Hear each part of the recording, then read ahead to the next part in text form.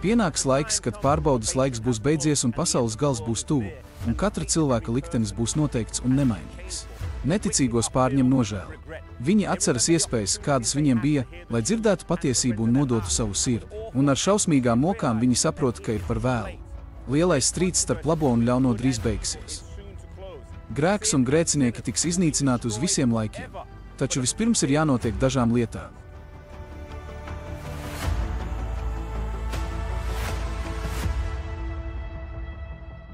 Kad ļaundari apzinās savu kļūdu, viņi vēršas pret saviem vadītājiem, neticīgajiem kalpotājiem, kas viņus ir noveduši maldos.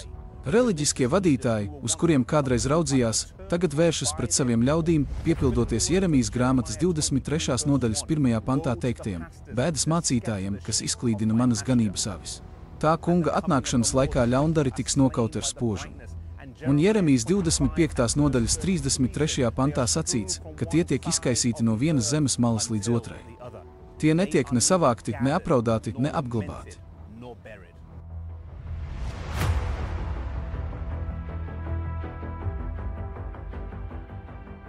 Jesaja saka, tas kungs padarīs zemi tukšu, iztukšot un apvērsīs to otrādi. Zeme ir tuksnešaina un ugunsgrēku izpostītām pilsētu un ciematu drupām.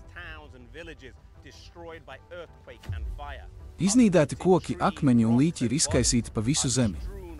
Tagad ir piepildījies notikums, kas tika pareģots izpirkšanas dienā, kad Izraēla grēki tika uzlikti uz grēka atpirkšanas grēkāžu. Taču grēku izpirkšanas grēkāžu vietā pasaules grēki tiek uzkrauti Sātanam, jo viņš tiek pasludināts par vainīgu visā ļaunumā, ko viņš ir radījis.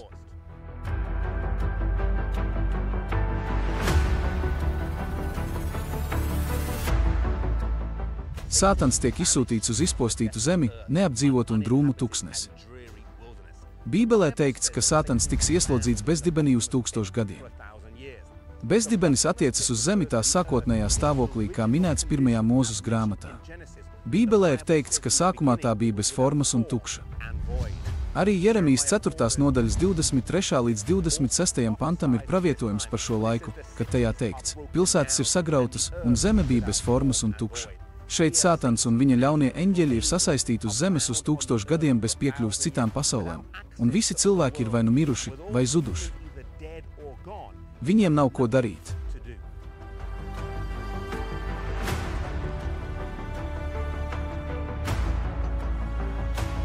Viņiem nav ko darīt, izņemot pārdomas par to, no kurienes viņi ir nākuši un kur viņi atrodas 1000 gadus. Viņi atcerēsies, kā reiz baudīja paradīzi, kā varēja nožēlot grēkus un cik pilnīgi bezspēcīgi viņi ir. Sātans gribēja būt dievs, un tas ir gandrīz tā, it kā zeme tiktu atgriezta atpakaļ sākotnējā stāvoklī pirms radīšanas, pat bez gaismas, un Sātans varētu redzēt, cik pilnīgi nespējīgs viņš ir kaut ko radīt.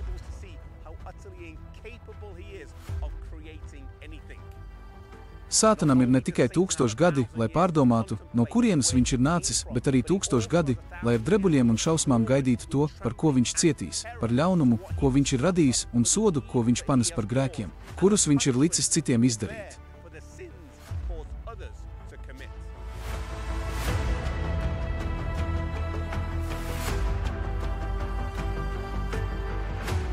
Tūkstošgadu laikā notiks ļaunā tiesa.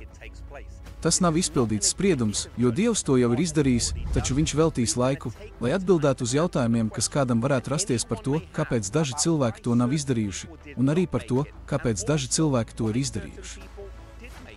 Tas ir tādēļ, lai kliedētu visus jautājumus, kas kādam rodas par to, vai Dieva spriedumi ir taisnīgi un godīgi.